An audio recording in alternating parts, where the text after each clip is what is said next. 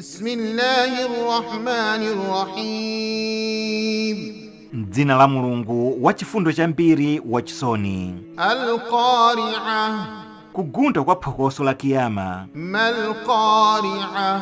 Kodi kugunda kwa phokosolo ndi chiyani? Wama adraka mal-Qari'ah. Ndi chiyani chingakudziwitse za kugunda kwa phokoso la kiyama komwe kudzawakomole anthu? Yawma yakunu an-nasu kal-farashil mabthuth.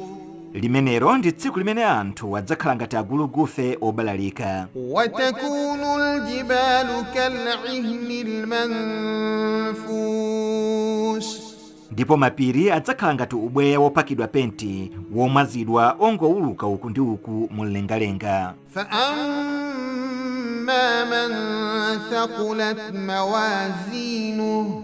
Tsono amene muyezo wake wa zinthu zabwino udzalemere ndi kupepuka zoyipa, Fahuwa fi 'ishatin radiyah. ndiye kuti iye adzakhala mu moyo wosangalatsa pa tsiku la chiweruzo. Wa amma man khaffat mawazinuhu.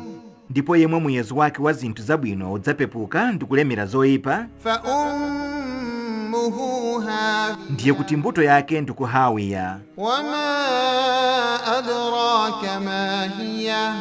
Kodi ndi chiyani chingakudziwitse za hawiya? Narun hamiya. Umenewo ndi moto woyaka mwaukali.